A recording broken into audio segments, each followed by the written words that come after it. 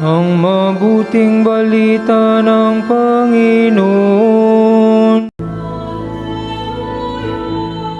Do not be afraid. Mary and Joseph, our hope amidst despair. We could not deny the fact that because of our current situation, because of the current pandemic, there are a lot of people who are easily discouraged. And once they are discouraged, they begin to lose hope.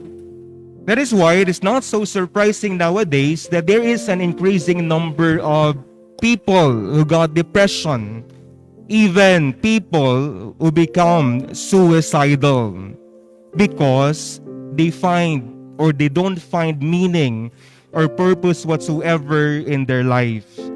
Remember, there's a saying which says, discouragement is a disease very common to every human being. And there are a number of factors, a number of reasons why many of us easily get discouraged. But for our reflection today, allow me to focus on 4 important reasons or 4 important factors why many people nowadays easily get discouraged, why many people nowadays lose hope. For you not to forget it, actually these 4 words start with letter F, as in family, as in friend, as in frog, no? F. The first F is failure.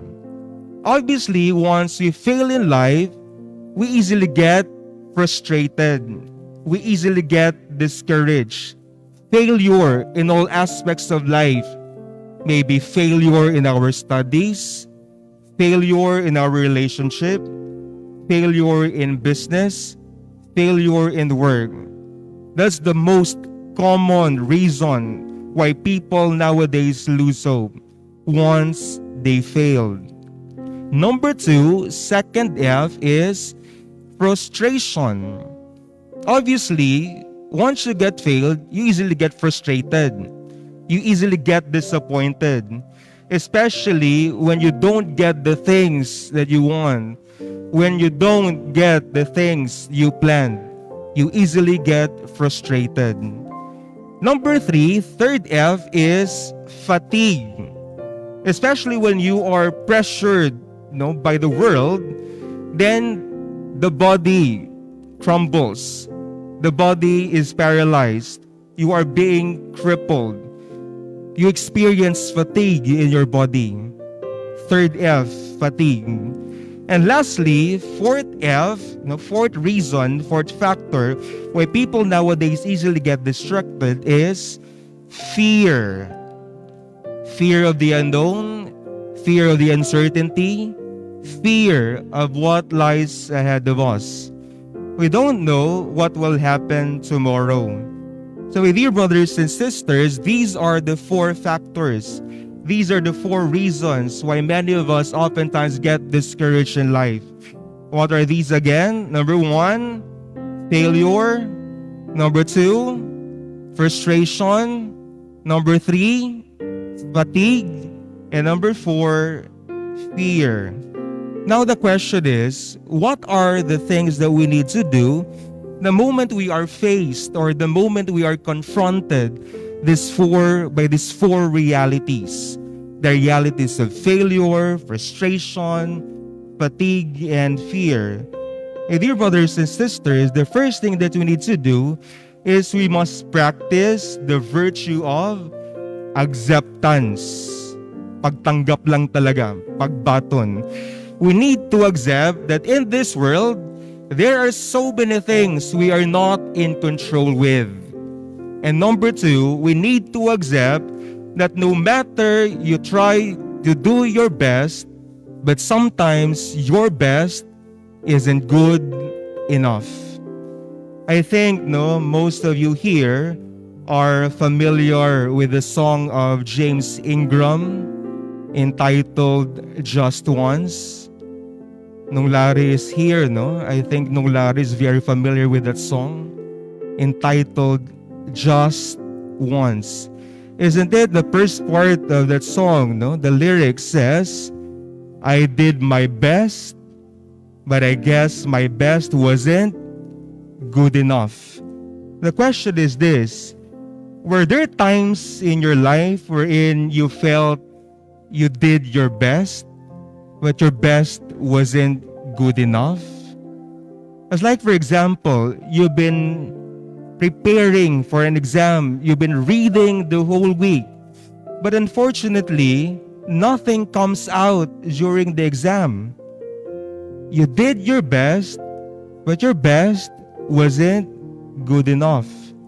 You've been praying so hard to finish what is entrusted to you, but unfortunately, everything that you have done, only became in vain.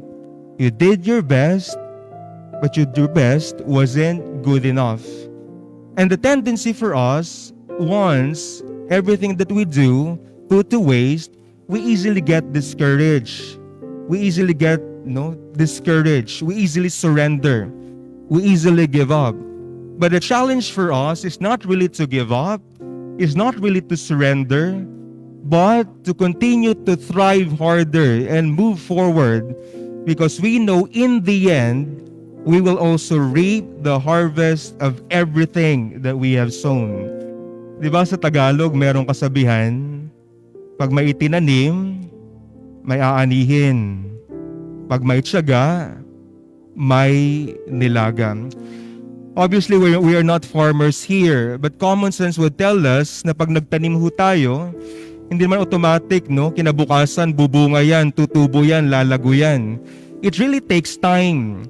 It really takes a long process, before it grows, before it bears fruit, before it becomes more productive. So therefore, all we need to do is to remain patient, to remain more persevering, because we know in the end, in God's perfect time, everything that we have planted will grow, will blossom, will bear fruit. All we need to do, that once we experience the realities of frustration, failure, fatigue, and fear, we need to accept that in this world, there are so many things we are not in control with. We need to accept that no matter what we try to do in life, sometimes our best isn't good enough. And number two, fully entrust, fully surrender, fully commit everything to God. And this is what precisely Mary and Joseph did. Remember when they heard the news from the Archangel Gabriel, they were filled with anxiety. They were filled with worry. They were so afraid. But the angel, or the message of the angel assured them, do not be afraid. And because of the words, Mary and Joseph surrendered themselves to God. They followed God's will. So my dear brothers and sisters, when we have doubts, when we have worries, when we have anxieties, all we need to do is just simply fully surrender, fully commit, fully entrust everything to God, because God assures us that His love, His mercy, and His compassion is so much bigger, far greater than all our problems. Diba yung mga problema, mga trials, tribulations, minsan tinatranslate yan sa Tagalog na mga pinagdadaanan sa buhay. Ano nga yung root word ng salitang pinagdadaanan? Isn't it? The root word is the word daan. That's why, kung may problema daw tayo, daanan lang, agyi lang, daanan lang. The problems for many of us is we are getting stuck. We are getting stuck with our problems. That's why the more you think of your problems, the more your problems will become heavier. Allow me to share to you a simple illustration. I don't know if you have heard of the story of a certain professor who wanted to teach his students on how to cope with stress or on how to cope with the problems in life.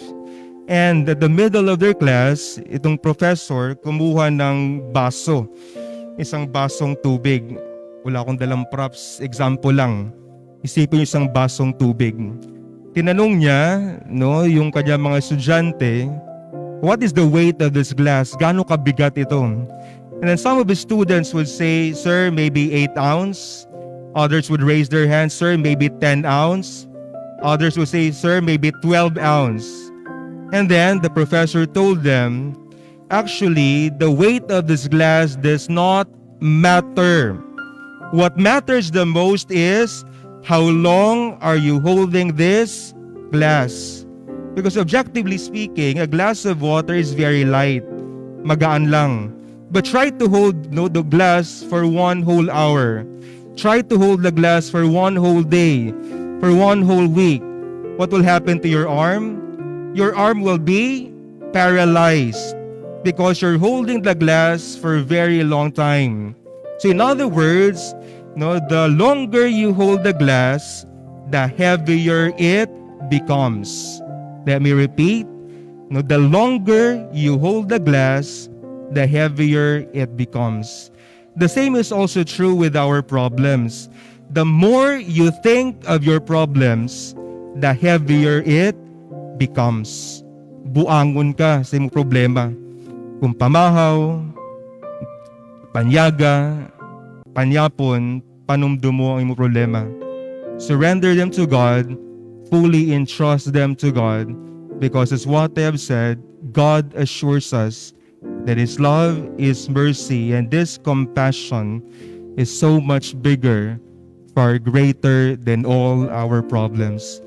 Kaya mga kapatid, sa mga panahon po tayo nahihirapan, sa mga panahon na marami tayong tanong, maraming pagdududa, maraming pagkaligalig, sana lumapit tayo kay Maria at Jose, ang modelo ng pag-asa, ang modelo ng pananampalataya.